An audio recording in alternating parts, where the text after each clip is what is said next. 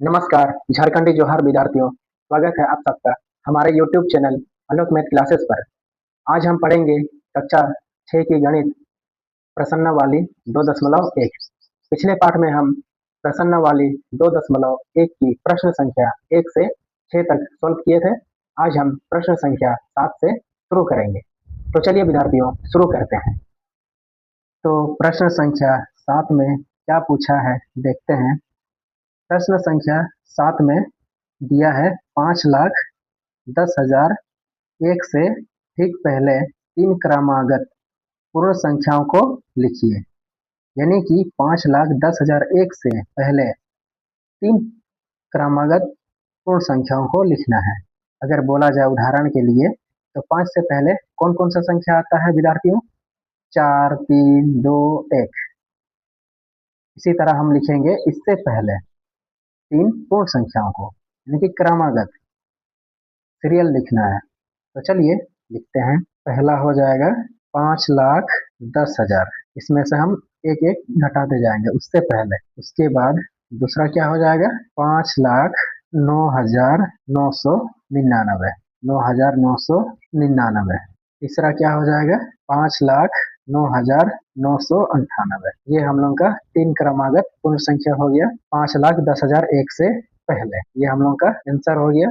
तो चलिए next 8 number question की ओर बढ़ते हैं। 8 नंबर क्वेश्चन में क्या पूछा है? 8 नंबर क्वेश्चन में पूछा है 1022 और 1036 के बीच कितनी पूर्ण संख्याएं हैं?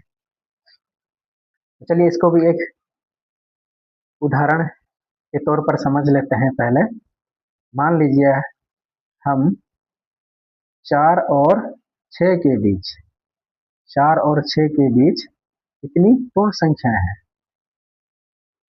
तो हम क्या करेंगे? 6 से 4 को माइनस कर देंगे। 6 से 4 को माइनस करेंगे तो कितना होगा? 2। अब देखते हैं लिख के कि सही है या नहीं है। 2 संख्या आ रहा है या नहीं आ रहा है। तो इसमें बीच में कौन सा संख्या है? 5, यानी कि एक संख्या। यानी कि हमें घटाने से जितना संख्या आता है उससे एक घटा देना है, तब बीच की संख्या निकलता है।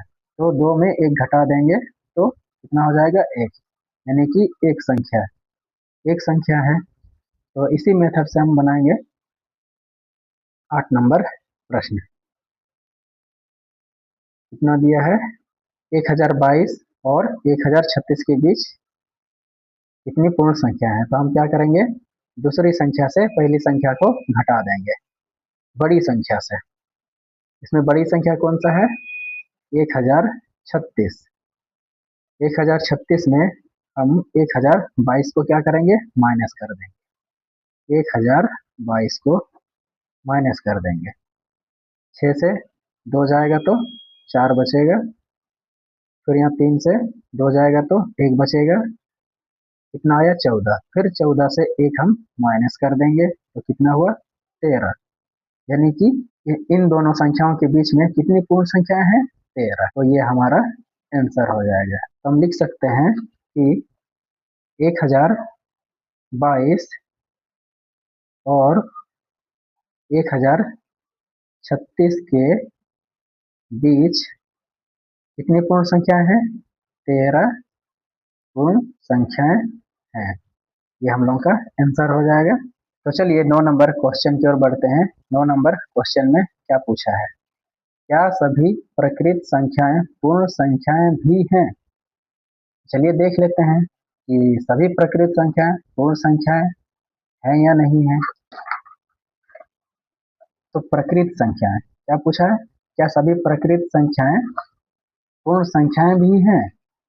तो उदाहरण के तौर पर हम देख लेते हैं। प्रकृत संख्या, प्रकृत संख्या हम किसे कहते हैं? गणना की संख्याओं को। जैसे 1, 2, 3, 4। तो लिख लेते हैं प्रकृत संख्या 1, 2, 3, 4, 5 से अनंत तक।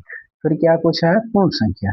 पूर्ण संख्या, पूर्ण संख्या प्रकृत संख्याओं के संग्रह में 0 को शामिल किया जाए तो पूर्ण संख्याओं का संग्रह बन जाता है। तो चलिए 0 को 0 से लिखते हैं। 0, 1, 2, 3, 4, 5। अब हम देखेंगे कि सभी प्रकृत संख्या पूर्ण संख्या है या नहीं है। तो 1 भी है इसमें, 2 भी है, 3 भी है, 4 भी है, 5 भी। तो इसका आंसर क्या हो जाएगा 9 नंबर का? हाँ, हाँ या नहीं में जवाब देना है।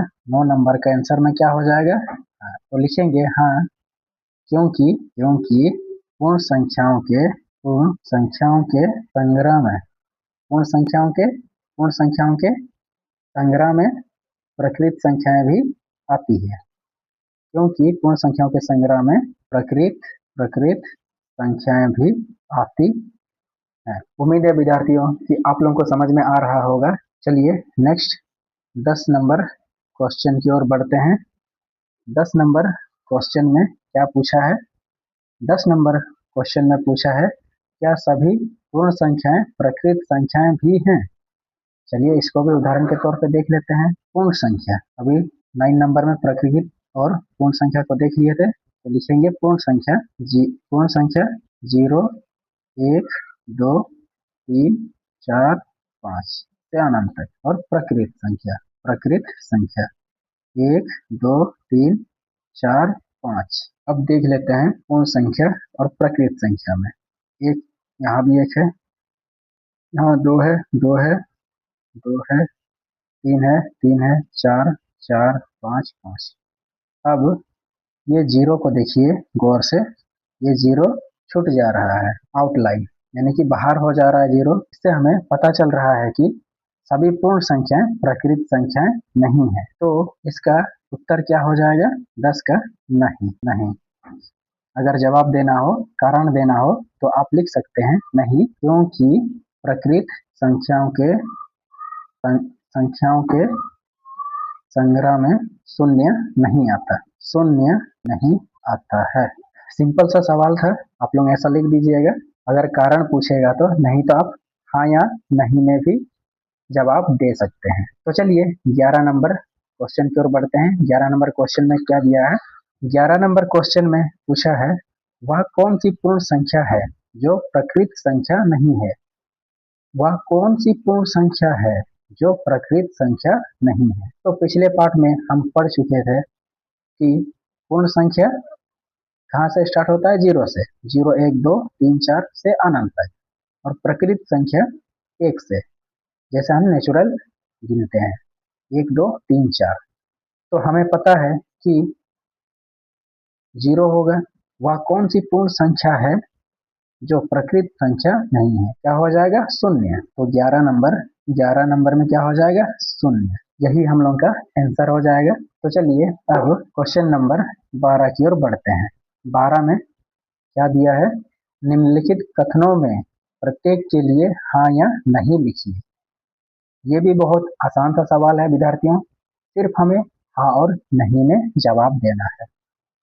तो चलिए देखते हैं 12 का 1 में क्या दिया है। 12 का 1 में दिया है, सबसे छोटी पूर्ण संख्या 0 है। सबसे छोटी पूर्ण संख्या 0 है, तो इसका आंसर हो जाएगा हाँ, क्योंकि पूर्ण संख्या हम कहाँ से लिखते हैं? 0, 1, 2, 3, 4, 5 से अनंत तक इत्यादि। तो सबसे छोटी पूर्ण संख्या कौन सा हो गया? 0। तो इसका आंसर क्या हो जाएगा? हाँ, 1 नंबर का। अब 2 नंबर में देखते हैं क्या दिया है। सबसे छोटी पूर्ण संख्या 1 है। सबसे छोटी पूर्ण संख्या तो 0 है, ये तो नहीं है। तो 2 नंबर में क्या हो जाएगा? नहीं। 3 नंबर में देखते हैं क्या दिया है। सभी पूर्ण संख्याएं प्रकृत संख्याएं हैं। सभी पूर्ण संख्या प्रकृत संख्या हैं, तो इसका आंसर क्या हो जाएगा? नहीं। यदि पूछता प्रत्येक यदि पूछता सभी प्रकृत संख्याएं पूर्ण संख्याएं हैं, तो हाँ होता, क्योंकि सभी पूर्ण संख्या प्रकृत संख्याएं तो नहीं है, क्योंकि 0 पूर्ण संख्या है, प्रकृत संख्या नहीं है। तो इसका क्या हो जाएगा? नहीं। 4 में पूछा है, सभी प्रकृत संख्याएं पूर्ण संख्याएं हैं। सभी प्रकृत संख्याएं पूर्ण संख्याएं हैं, तो इसका आंसर हो जाएगा हाँ, क्योंकि पूर्ण संख्याओं के संग्रह में प्रकृत संख्या भी आता है। 5 नंबर क्वेश्चन में पूछा है, इकाई, दहाई, सैकड़ा, हजार, 10,000, लाख। 1,06,169 की परवर्ती संख्या 1,06,168 है परवर्ती, यानी कि इसके बाद एक लाख 6,169 के बाद क्या आता है, 1,06,170 होता है, तो ये तो 78 है, ये तो पूर्ववर्ती संख्या है, तो 5 में क्या हो जाएगा, नहीं, 5 में क्या हो जाएगा, नहीं। तो चलिए 6 में देखते हैं।